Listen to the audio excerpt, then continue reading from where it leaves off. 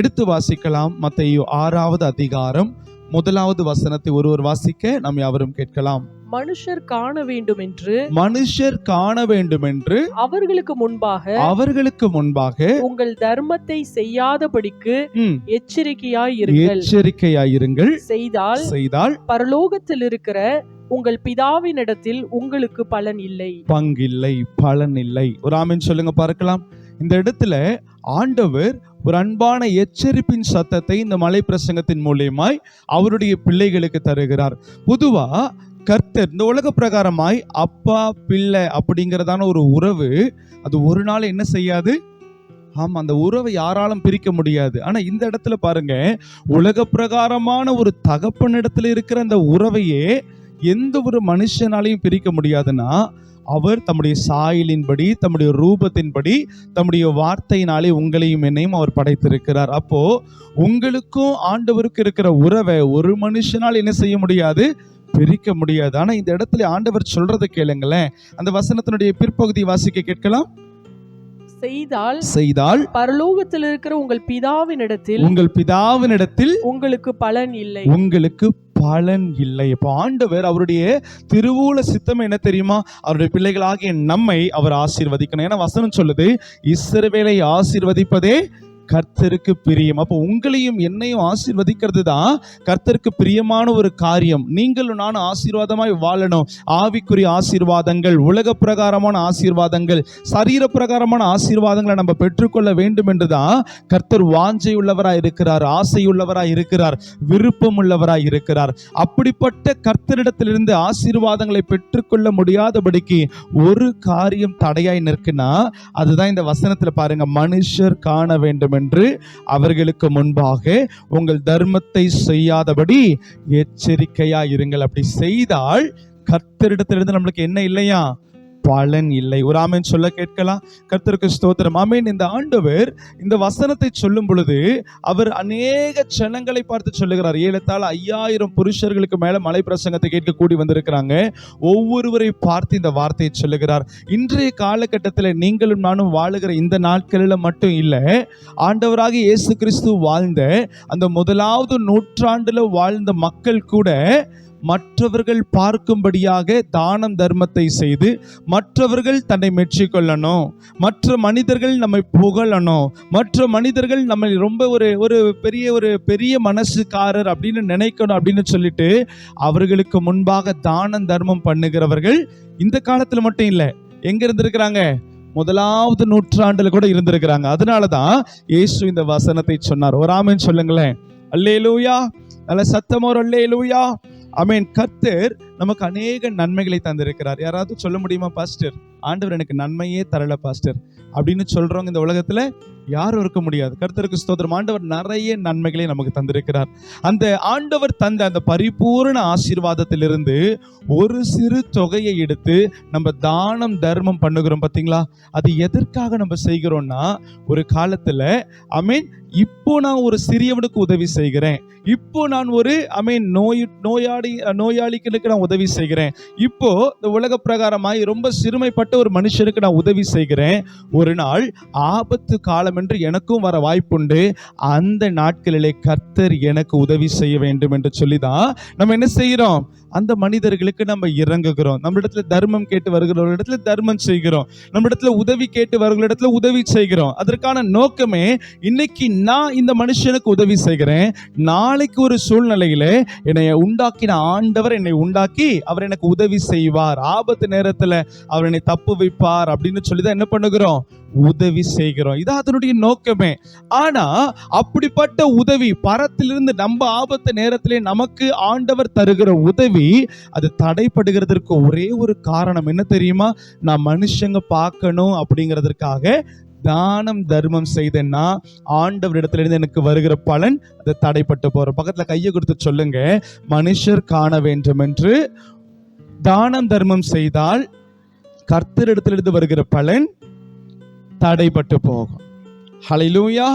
ஆமா, ஏதாவது ஒரு வயசானவர்கள் இருப்பாங்களா, யாராவது ஒரு முடியாதவங்க இருப்பாங்களா, அவங்களுக்கு தானம் தர்மம் செய்யும் பொழுது என்ன நடக்குதுன்னா, நீதிமொழிகள் 17:19 சொல்லுது, ஏழைக்கு இறங்குகிறவன் கர்த்தருக்கு கடன் கொடுக்கிறான். அப்ப எந்த ஒரு மனுஷன் மனம் இறங்கி ஒரு ஏழைக்கு இறங்குகிறானோ அந்த ஒரு மனுஷன், ஒருவேளை அந்த கொடுக்கப்பட்ட பணம் அவரிடத்துல அந்த மனுஷங்கிட்ட இருந்து வரலனாலும் அவன் கொடுத்த கடன் யாருக்கு? கர்த்தருக்கு கடன் கொடுத்திருக்கிறான். ஒரு ஆமென் சொல்ல கேட்கலாமா? ஒரு அல்லேலூயா. அப்போ தேவ பிள்ளைகள் நம்ம கைகளை தாராளமாய் நீட்டணுமா? ஜெப ஆலயத்துல ஒரு மனுஷன் இருந்தா அந்த மனுஷனுக்கு பெயரே சூம்பின உறுப்புள்ள ஒரு மனுஷன். ஒரு ஆமென் சொல்லுங்க பார்க்கலாம். சூம்பின உறுப்புள்ள, தன்னுடைய கை வலது கை எப்படி இருக்குன்னா சூம்பின உறுப்புள்ளவனா இருந்தா இடது கை நார்மலா ஒரு நல்ல கையை போல இருக்கு. கர்த்தருக்கு ஸ்தோத்திரம். இப்போ இந்த சூழ்நிலையில இயேசு வருகிறார். இயேசு அந்த ஜெப ஆலயத்திலே அந்த மனுஷனை பார்த்து ஒரு காரியத்தை கேட்கிறார். என்ன தெரியுமா? உன் கையை நீட்டு. எல்லாரும் சொல்லுங்க பார்க்கலாம். உன் கையை நீட்டு. அந்த மனுஷன் அவனுடைய கையை நீட்டின மாத்திரமே என்ன ஆயிடுச்சு? அவனுடைய மறு கையை போல இந்த கையும் அது சொஸ்தமாயிட்டு. ஆமென் சொல்லுங்க பார்க்கலாம். அல்லேலூயா.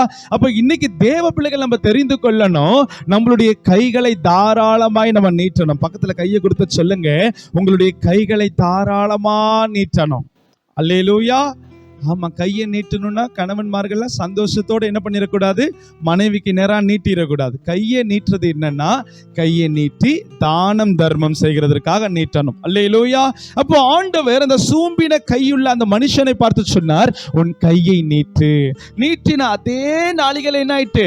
அவனுடைய கை சொஸ்தமாயிட்டு. கரங்களை தட்டி கர்த்தருடைய நாமத்தை மகிமைப்படுத்துங்க பார்க்கலாம். அல்லேலூயா.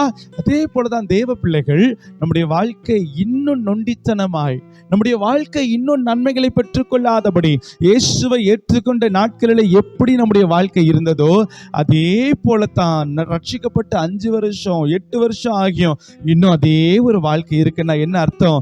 என் கையை நான் நீட்டலைன்னு அர்த்தம். ஒரு ஆமீன் சொல்லுங்க பார்க்கலாம். இந்த இடத்துல இயேசு சொல்லுகிறார், தானம் தர்மம் செய்கிறதுல நீங்க மறவாது இருக்கணும். ஒரு ஆமீன் சொல்ல கேட்கலாமா? அப்ப தேவ பிள்ளைகள் இன்னைக்கு நம்ம சம்பாதிக்கிறோம், ஒரு 10,000மோ 20,000மோ சம்பாதிக்கிறோம்.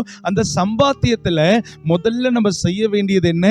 தானம் தர்மம் செய்கிறதற்கு நம்ம ஒரு தொகையை எடுத்து வைக்கணும். அதற்கு முன்பாக மனப்பூர்வமாய் ஆமீன் ஆண்டவருடைய நாமத்தின் மகிமைக்கென்று தசம பாகத்தை நம்ம எடுத்து வைக்கணும்.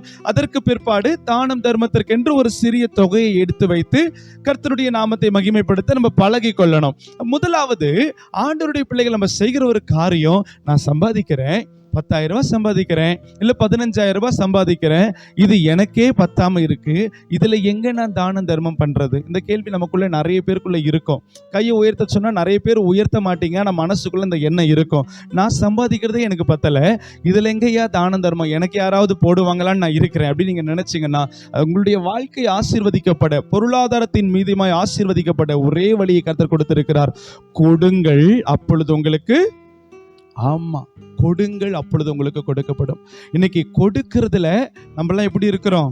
ஒரு காலத்தை கிறிஸ்தவர்கள்லாம் கொடுக்கறதில்ல, ஏழை மக்களுக்கு கொடுக்கறதில்ல, எளியவர்களுக்கு கொடுக்கறதில்ல, சிறியவர்களுக்கு கொடுக்கறதில்ல ரொம்ப தலை சிறந்து இருப்பாங்க. ஆனா இப்ப இருக்கிற கிறிஸ்தவர்கள் எப்படி இருக்கிறாங்கன்னா, கொடுக்கறதுனால எப்படி ஆயிருது? கையை நீட்டுறதுக்கே கொஞ்சம் கை வலிக்கு. ஆனா இயேசு சொல்லுகிறார், உன் கையை நீட்டு, உன் கை மறு கையை போல சொஸ்தமாகும். கரங்களை தட்டி கர்த்தருடைய நாமத்தை மகிமைப்படுத்துவோம். Praise God. அப்போ முதலாவது நம்ம தெரிந்து கொள்ளணும், நான் ஒரு ஏழைக்கு இறங்கி தர்மம் செய்கிறேன்னா, நான் ஒரு இயலாமையில் இருக்கிற ஒரு மனுஷனுக்கு உதவி செய்கிறேன்னா, அந்த உதவி நிமித்தம் என்ன நடைபெறுகிறது? நான் அவனுக்கு கடன் கொடுக்கல, யாருக்கு கடன் கொடுக்கிறேன்?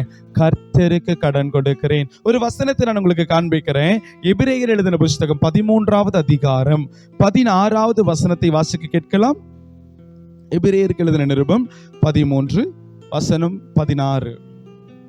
அன்றியும் நன்மை செய்யவும் தான தர்மம் பண்ணவும், தானம் தர்மம் செய்யவும் மறவாதிருங்கள்.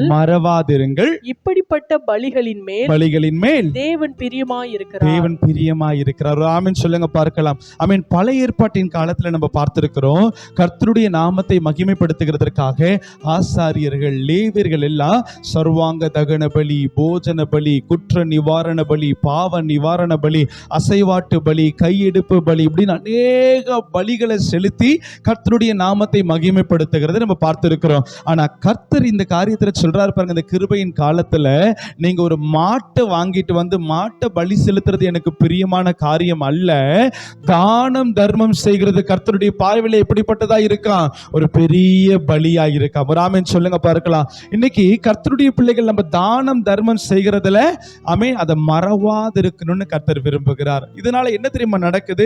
2வது வசனத்தை வாசிக்க கேட்கலாமா? அதே அதிகாரத்துல 2வது வசனம், அந்நியரை உபசரிக்க மறவாதிருங்கள், அந்நியரை உபசரிக்க மறவாதிருங்கள், அதனாலே சிலர் அறியாமல் தேவ தூதரையும் உபசரித்தது உண்டு.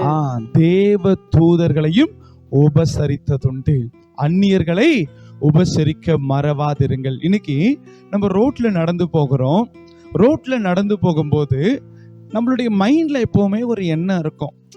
ஏஞ்சல்ஸ், தேவ தூதர்கள்லாம் எப்படி இருப்பாங்க? தங்கம், எப்படிமா இருப்பாங்க தேவ தூதர்கள்லாம்?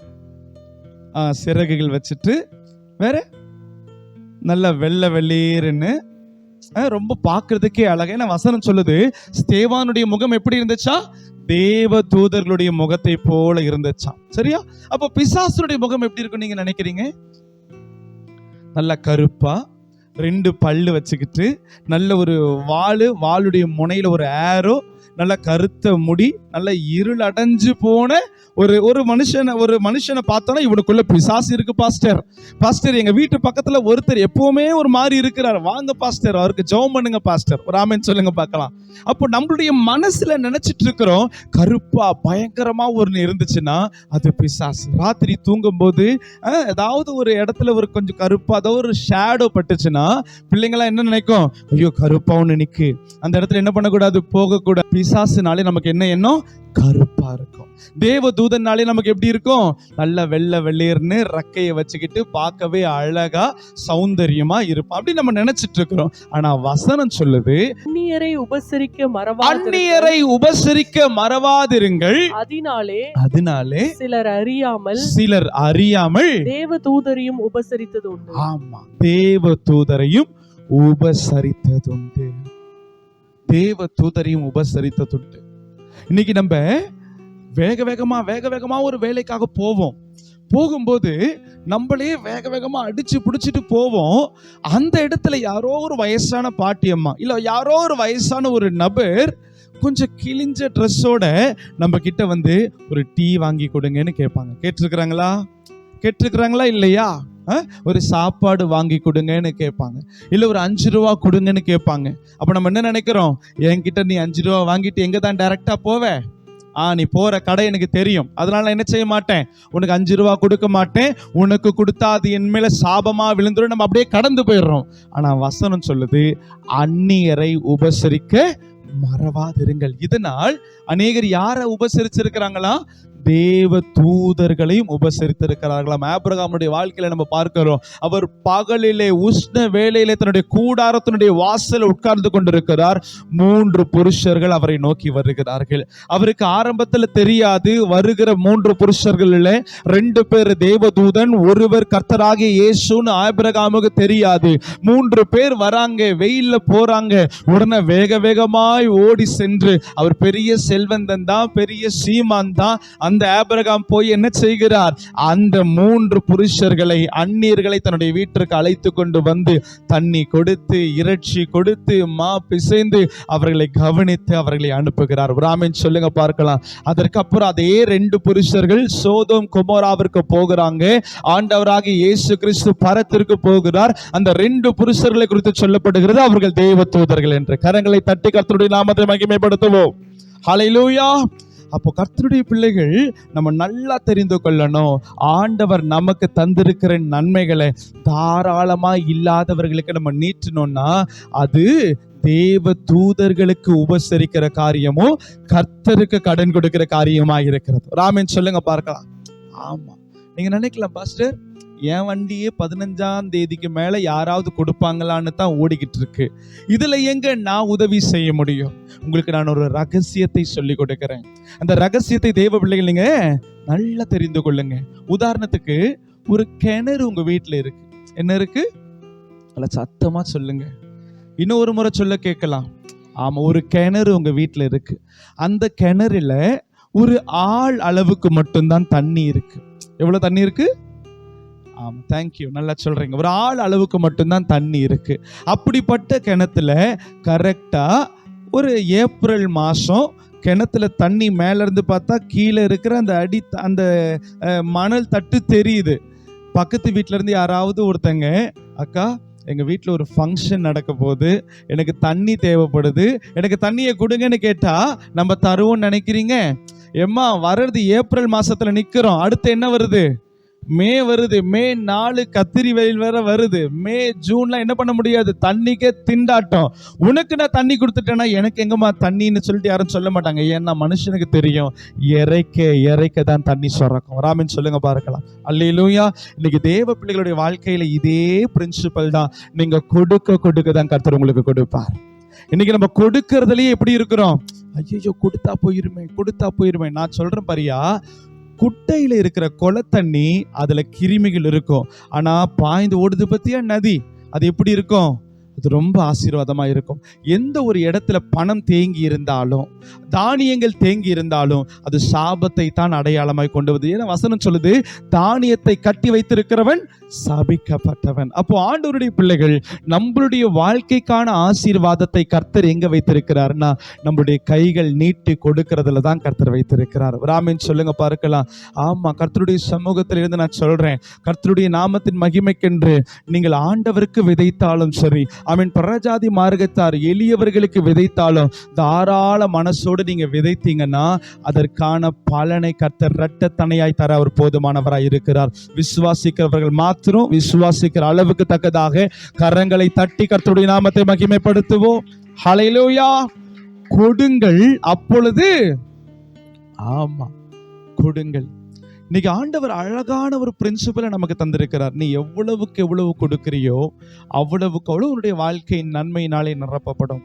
ஒருவேளை நீங்க நினைக்கிறீங்களா, பிரதர் என்னுடைய சம்பளம் ரொம்ப கம்மி, நான் அநேக இஎம்ஐ கட்டுறேன், வீட்டு வாடகை கட்டுறேன், இப்படிப்பட்ட சூழ்நிலைகள்லாம் இருக்கு, அந்த நேரத்தில் 15 நாட்கள் மேலே என்னுடைய வாழ்க்கையை நடத்துகிறதுக்கு நான் தண்டல் வாங்கி தான் நடத்துறேன் அப்படின்னு நீங்க நினைச்சீங்கன்னா, இந்த பலிபீடத்துல இருந்து சொல்றேன், உங்களுடைய ஆசீர்வாதத்துல ஒரு பகுதியை எடுத்து ஒரு சிறியவனுக்கு நீங்க கொடுத்து பாருங்க, கர்த்தர் அதை பார்ப்பார்.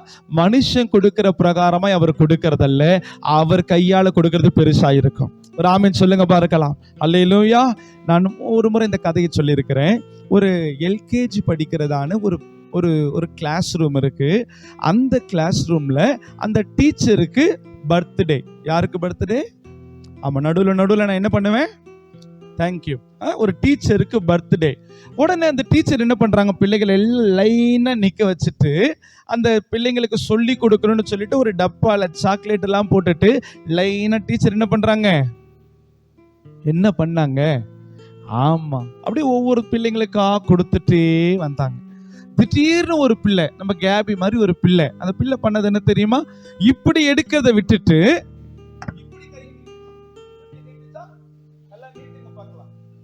ஆமா இந்த 2 கையை இப்படி நீட்டுச்சான்.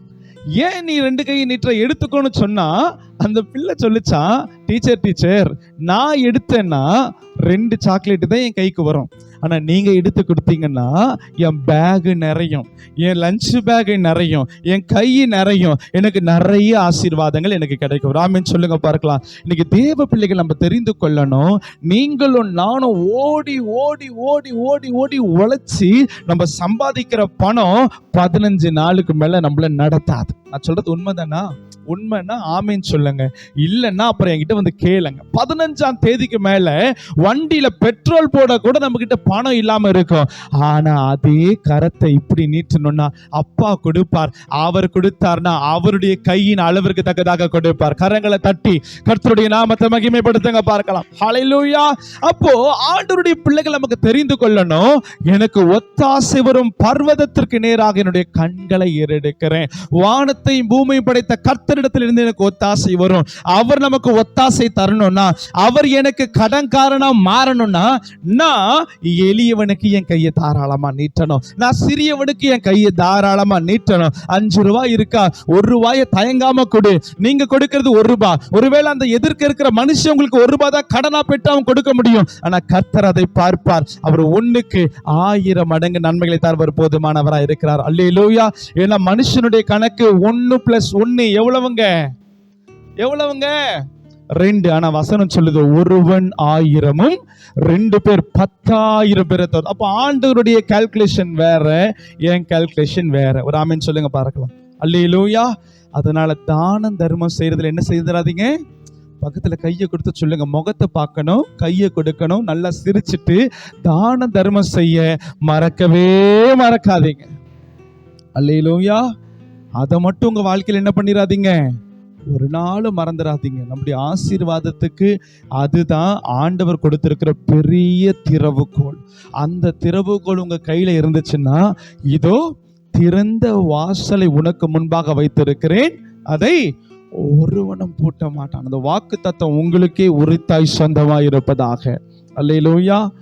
ஆனா எனக்கு நிறைய பேர் கேட்கிற கேள்வி என்ன தெரியுமா, பாஸ்டர், நான் ஆண்டவருக்கு நிறைய கொடுக்கிறேன், நான் தசம பாகம் கொடுக்கிறேன், நான் காணிக்கை படைக்கிறேன், நான் கர்த்தருடைய ஆலயத்தின் மகிமைக்கென்று, நாமத்தின் மகிமைக்கென்று நிறைய காரியம் நான் சர்ச்சில் செய்கிறேன்.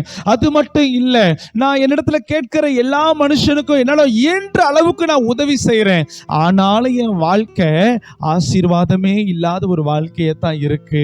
ஆனாலும் என் வாழ்க்கை ஒரு செழிப்பான ஒரு நன்மைகளை பெற்றுக்கொள்ளாத ஒரு பாலடைந்த ஒரு வாழ்க்கையை போலத்தான் என் வாழ்க்கை இருக்குன்னு அநேக கிறிஸ்தவர்களுடைய இருதயத்திலே இந்த சந்தேகம் உண்டு. ஆமென் சொல்லுங்க பார்க்கலாம். ஆமா, நிறைய பேர் ஆலயத்துக்கு கொடுப்பாங்க. சம்பளத்துல முதல்ல நான் என்ன பண்ணுவேன்னா, ஏடிஎம் கார்டுல போயிட்டு சம்பளத்தை அந்த பணத்தை எடுத்த உடனே ஏடிஎம் அந்த மிஷின்லயே நின்று என்ன பண்ணுவேன், தசம பாகத்தை கரெக்டா எடுத்து பர்ஸுடைய ஒரு நடுவில் ஒரு கோடு இருக்கும், அதுக்கு பிற்பகுதியில் வச்சுட்டு, இது என்னை போஷிக்கிற என் ஆண்டவருக்கு அப்படின்னு சொல்லிட்டு அந்த இடத்துலயே தசம பாகத்தை தனியா எடுத்துட்டு வந்து அதை கர்த்தருக்கு விதைச்சிட்டு தான் அடுத்த வேலையை நான் பார்ப்பேன். கர்த்தருக்கு ஸ்தோத்திரம். அப்போ இந்த சூழ்நிலையில இன்னைக்கு நிறைய பேர் தசம பாகம் விதைக்கிறோம், கர்த்தருக்கு செலுத்துகிறோம், காணிக்கையை விதைக்கிறோம். புரியுதா? நம்ம ஒரு உண்டியல் கொடுத்துருக்கிறோம், அந்த உண்டியலை நீங்க மறந்துட்டீங்களா என்னாச்சுன்னு தெரியல. அந்த உண்டியல் கொடுத்துருக்கிறோம், அதுல 1 ரூபா 2 ரூபான்னு நீங்க போடவும் செய்றீங்க. எப்பெல்லாம் கடைக்கு போயிட்டு வரீங்களோ 50 பைசா 1 ரூபா 2 ரூபா கொத்தமல்லி கருவேப்பிலை வாங்கிட்டு தருவாங்க பாத்தீங்களா, அதை டைரக்டா கொண்டு போய் அந்த மாதிரிலாம் ஆண்டவருக்காக கிரியைகள் செய்கிறோம். முடியாத மக்களுக்கும் கையை நீட்டி தாராளமா ஒரு டீலா வாங்கி கொடுக்கிறோம். ஆனாலும் என் வாழ்க்கையில எந்த ஒரு நன்மையும் பார்க்க முடியலையே. ஏன் என் வாழ்க்கையில நன்மையை பார்க்க முடியல? நன்மையை பார்க்க முடியாதபடிக்கு ஒரே ஒரு காரியம் நம்முடைய வாழ்க்கையில இருந்துச்சுன்னு சொன்னா, நீங்க எவ்வளவு தான் ஊழியம் செஞ்சாலும், எவ்வளவு தான் விதைச்சாலும், எவ்வளவுதான் காணிக்கையை கொடுத்தாலும் நன்மைகளை பெற்றுக்கொள்ள முடியாததுக்கு ஒரே ஒரு காரணம் என்ன தெரியுமா? எடுத்து வாசிங்க, மத்தேயு 6வது அதிகாரம் 2வது வசனத்தை ஒருவர் வாசிக்க நாம் யாவரும் கேட்கலாம். ஆகையால் நீ தர்மம் செய்யும் போது மனுஷரால் புகழப்படுகிறதற்கு மாயக்காரர் ஆலயங்களிலும் வீதிகளிலும் செய்கிறது போல உனக்கு முன்பாக தாரை ஊதுவியாதே, தாரை தப்பட்ட அடிச்சுக்காதே. ஒரு ஆமென் சொல்லுங்க பார்க்கலாம். அல்லேலூயா. அதுக்கப்புறம் அவர்கள் தங்கள் பலனை அடைந்து தீர்ந்ததென்று மெய்யாகவே உங்களுக்கு சொல்லுகிறேன். இந்த வசனம் ஒவ்வொரு நாளும் உங்களுக்கு முன்னாடி நிக்கணும். நீங்க எப்பப்பெல்லாம் ஒரு மனுஷனுக்கு உதவி செய்ய போறீங்களோ அப்பப்பெல்லாம் இந்த வசனத்தை பரிசுத்த ஆவியானவர் உங்களுக்கு ஞாபகப்படுத்துவாராக. ஒரு ஆமீன் சொல்லுங்க பார்க்கலாம். ஆமீன். நீயோ தர்மம் செய்யும் பொழுது மனுஷரால் புகழப்படுகிறதற்கு மாயக்காரரை போல என்ன பண்ணாத, தாரை ஊதுவித்துக் கொள்ளாதே. அப்போ ஆண்டவர் தானம் தர்மம் செய்கிற அந்த மனுஷனை பார்த்து சொல்றார், இவன் மாயக்காரன். எப்படிப்பட்ட தான தர்மம் செய்யறவனை பார்த்து ஆண்டவர் மாயக்காரன்னு சொல்லுகிறார். அவர் பார்த்து பரவாயில்லையே, இவங்க தான தர்மம்லாம் செய்யறாங்களே, பரவாயில்லையே, இவங்க ஏழைக்கெல்லாம் உதவி செய்யறாங்களே, பரவாயில்லையே, இவர் எவ்வளவு பெருந்தன்மை உள்ளவர், இவர் எவ்வளவோ பெரிய மனசுக்காரர் அப்படின்னு மனுஷன் சொல்லணும்னு நினைச்சு அவன் முன்னாடி நீ கொண்டு போய் ஒரு டீ வாங்கி கொடுத்தனா இயேசு உனக்கு ஒரு பேர் வச்சிருக்கிறார். நீ ஞானஸ்நானம் பெற்று என்னதான் அழகா ஒரு பேரை வச்சிருந்தாலும் இயேசுனுடைய காரியத்துல உனக்கு ஒரு பேர் உண்டு. அந்த பேரு தான் மாயக்காரர்னு ஞானஸ்நானம் கொடுத்து வச்சிருக்கிறான். ஒரு ஆமென் சொல்லுங்க பார்க்கலாம். அல்லேலூயா. அப்ப தேவ பிள்ளைகள் நம்ம தெரிந்து கொள்ளணும், நீங்களும் நானும் செய்கிற தானம் தர்மம் எப்படி இருக்கணும்னா, 4வது வசனம் வாசிங்கம்மா. 4வது வசனம். அப்பொழுது அந்தரங்கத்தில் பார்க்கிற உன் பிதா வாசிங்கம்மா. உனக்கு வெளியரங்கமாய் பலன் அளிப்பார். வெளியரங்கமாய் பலன். 3வது வசனம். நீயோ தர்மம் செய்யும் போது உன் தர்மம் அந்தரங்கமாய் இருப்பதற்கு உன் வலது கை செய்கிறதை உன் இடது கை அறியாதிருக்க கடவுள். என்ன செய்யறதுன்னு அறியக்கூடாதான். நல்ல சத்தமா சொல்லுங்கம்மா. இன்னும் ஒரே ஒரு முறை சொல்ல கேட்கலாம். ஆமா, நம்ம தமிழர் பண்பாடு ஒண்ணு இருக்கு தெரியுமா?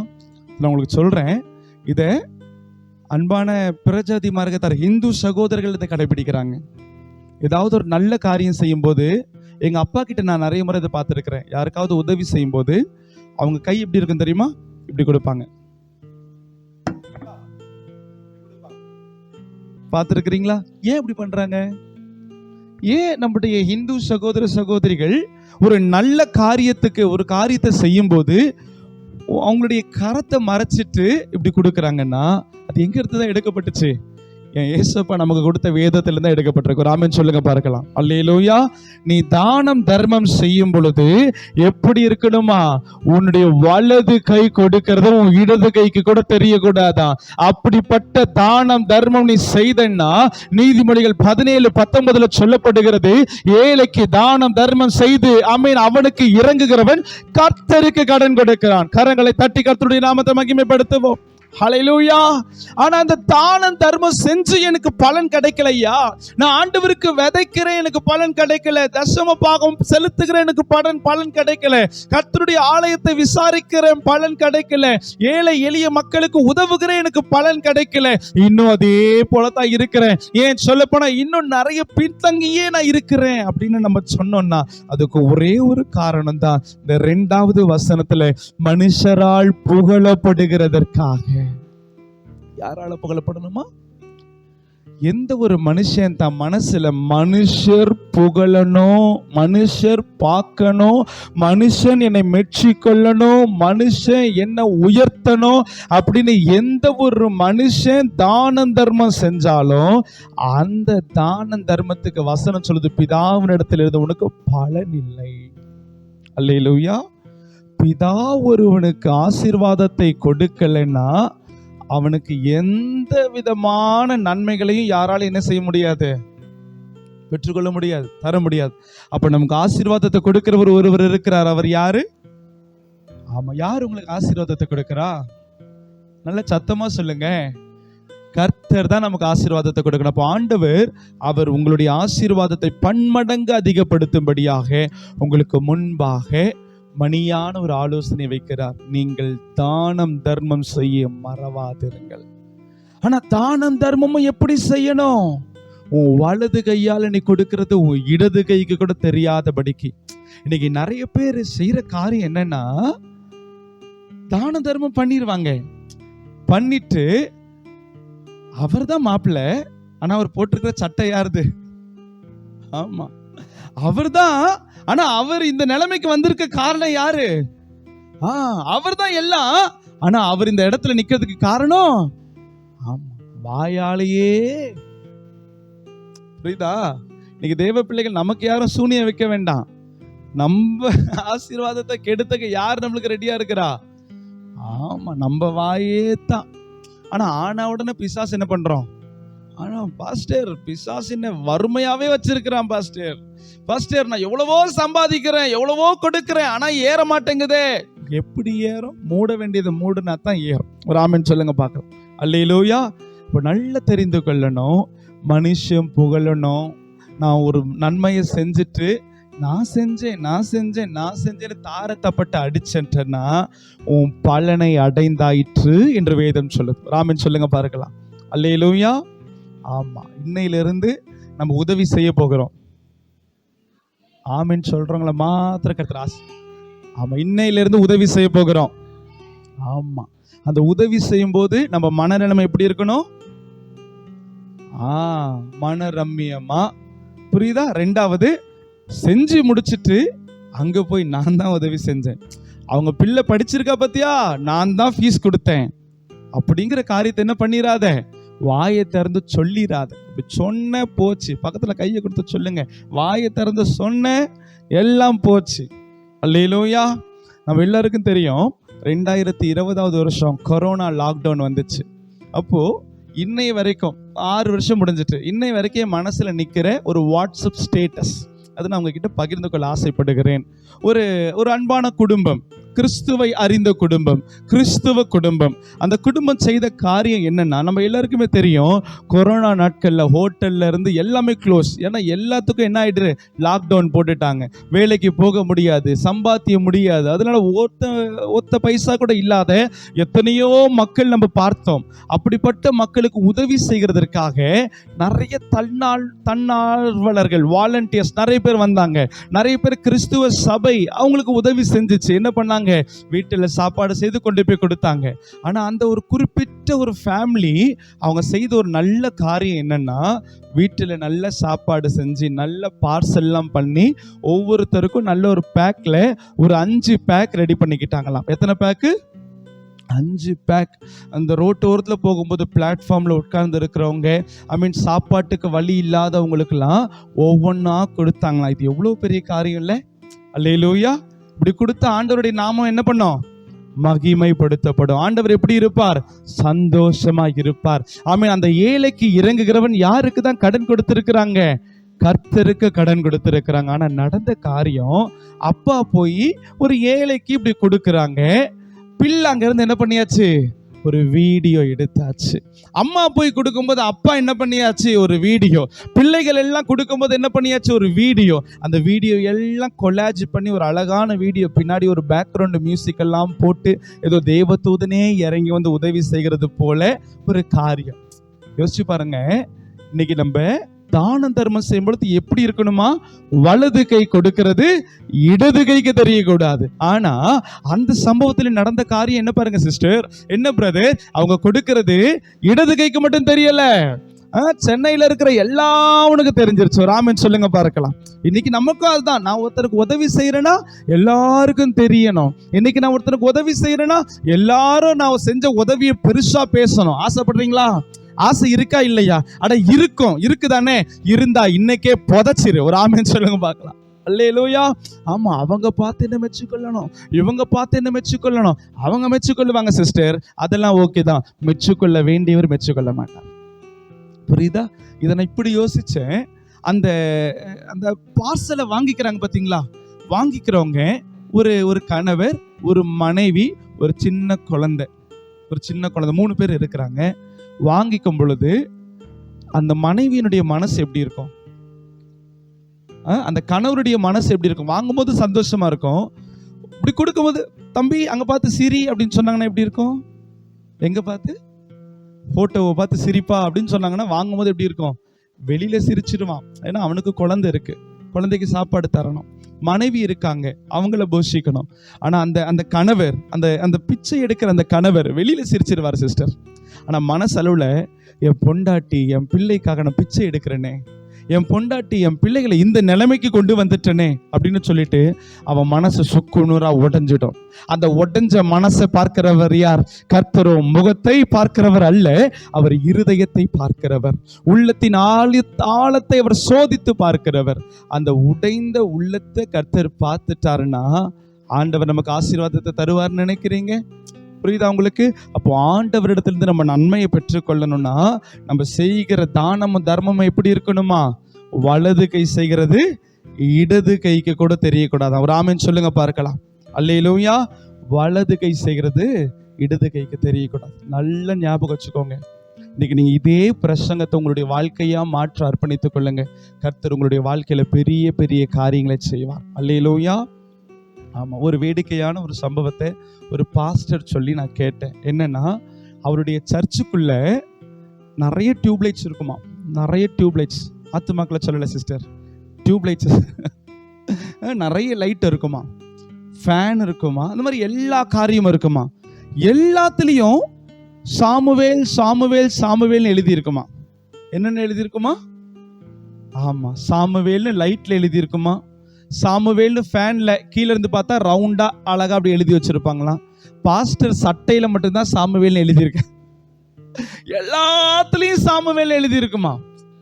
உடனே அந்த இன்னொரு பாஸ்டர் கேட்டாராம், என்ன சவுண்டு சர்வீஸ்காரங்க போட்டுட்டு அப்படியே விட்டுட்டு போயிட்டாங்களா, சாமுவேல் சவுண்டு சர்வீஸான்னு கேட்டா, இல்ல பாஸ்டர், என் சர்ச்சுடைய மூப்பர், அவர் பேரு சாமுவேல், அவர் எதை செஞ்சாலும் அவர் பேர் நிக்கணும்னு அவர் போட்ட லைட்ல சாமுவேல்னு எழுதுவார், அவர் போட்ட ஃபேன்ல சாமுவேல்னு எழுதுவார். இதோ வாசல்ல ஒரு போர்டு இருக்கும் பார், போர்டுலயும் கீழே சாமுவேல்னு போட்டிருப்பார். ஒரு ஆமென் சொல்லுங்க பார்க்கலாம். இன்னைக்கு கர்த்தருடைய ஆலயத்துல நம்ம விதைக்கிற விதைக்கு கூட நம்ம நினைக்கிறோம் மனுஷரால புகழப்படணும், மனுஷரால புகழப்பட்டு அவன் இப்படி பண்ணிட்டான்னு எல்லாரும் சொல்லணும். அந்த பாருங்களேன், அப்படிப்பட்ட ஒரு இருதயம். இன்னைக்கு கர்த்தர் அதை பார்க்கிறார். நம்முடைய தானம் தர்மம் எப்படி இருக்கணுமா? அந்தரங்கமா இருக்கணும். பக்கத்துல கையை கொடுத்து நல்ல முகத்தை பார்த்து சிரிச்ச முகத்துல சொல்லுங்க, உங்க தானம் தர்மம் அந்தரங்கமா இருப்பதாக. அப்பொழுது அந்தரங்கத்திலிருந்து காக்கிற பிதா அவர் வெளியரங்கமாய் பலனளிப்பார். அல்லேலூயா. இன்னைக்கு வெளியரங்கமாய் பலனளிக்கிறவர் அவர் ஒருவர் தான்.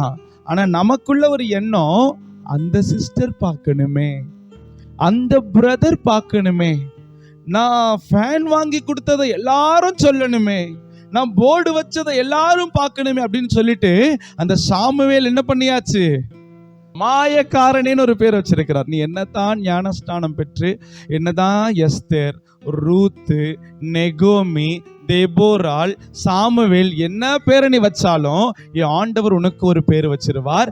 அந்த பேரு தான், ஆமா, நீங்க ஆண்டவர் கிட்ட இருந்து நம்ம பேரை சம்பாதிக்கணும் தானே. இப்ப நல்லா தெரிந்து கொள்ளுங்க தேவ பிள்ளைகள், நம்ம கையை நீட்டணும், நம்ம முடியாத இயலாதவர்களுக்கு தானம் தர்மம் செய்யணும். கிறிஸ்துவர்கள் தானம் தர்மம் செய்கிறதுக்கு பேர் போனவங்க. ஒரு ஆமென் சொல்ல கேட்கலாம். இந்த காலத்து கிறிஸ்தவங்களை சொல்லல, ஆமா, ஆனா இந்த காலத்துல இருக்கிற தேவ பிள்ளைகள் அப்படி மாறணும். ஒரு ஆமென் சொல்லுங்க பார்க்கலாம். உங்களுக்கு 10,000 ரூபாய் நீங்க சம்பாதிக்கிறீங்களா, தசம பாகத்தை 10ல் ஒரு பகுதி நான் சொல்ல மாட்டேன், உன் மனப்பூர்வமா 1 ரூபா நீ இயேசுக்கு கொடுக்கணும்னு மனசார சந்தோஷமா நீ நினைச்சனா 1 ரூபாயை இயேசுக்கு கொண்டு வந்து கொடு. பேலன்ஸ்ல ஒரு 100 ரூபாய், ஒரு 200 ரூபாய் எடுத்து என்ன பண்ணு, தானம் தர்மம் செய்யறதுக்கு சில்லற மாத்தி உன் பர்சில் வச்சுக்க. ரோட்ல போகும்பொழுது யாராவது ஒருத்தங்க இருக்கிறாங்களா, கொடு, இயேசு கொடுக்க சொன்னார்னு சொல்லி சந்தோஷமா அப்பா பேரை சொல்லி கொடு, அவர் நாம மகிமைப்படும். ஒரு ஆமென் சொல்லுங்க பார்க்கலாம். அப்படி கொடுத்து 10,000 ரூபாய் 15ஆம் தேதிக்கு மேல ஃபர்ஸ்ட் மாசம் காலி ஆயிரும். அடுத்த மாசம் உனக்கு இன்கிரிமெண்ட் வருதா இல்லையான்னு நீ சோதித்து பார் என்று கர்த்தர் கேட்கிறார். அல்லேலூயா. தேவ பிள்ளைகள், நம்ம கர்த்தரிடத்துல சோதித்து பார்க்க வேண்டிய ஒரே காரியம் தான் வேதத்துல கொடுக்கப்பட்டிருக்கிறது. அவரை பரீட்சை பார்க்க கூடாதுன்னு தான் வேதம் சொல்லுது. ஆனா இயேசு சொல்லி இருக்கிறார், ஒரே ஒரு காரியத்துல தான் என்னை சோதித்து பார்ன்னு சொல்லி இருக்கிறார்.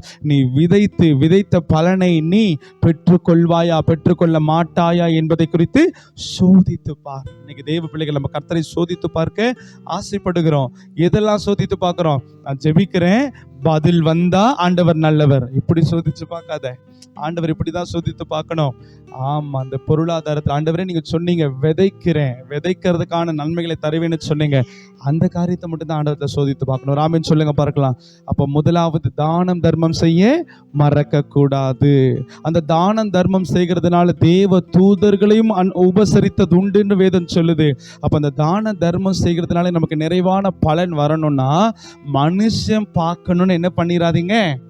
ஆமா, பாஸ்டர் சொல்லணும்னு பண்ணாதீங்க, மனுஷன் பார்க்கணும்னு பண்ணாதீங்க. உங்களுக்கு மனசுக்கு படுதா சந்தோஷமா போயிட்டு வலது கையால கொடுத்துட்டு இடது கைக்கு கூட தெரியாம என்ன பண்ணிருங்க, வந்துருங்க. கர்த்தர் அந்த காரியங்களை பெரிய நன்மையினாலே நிரப்புவார். ஒரு ஆமென் சொல்லுங்க பார்க்கலாம். அல்லேலூயா.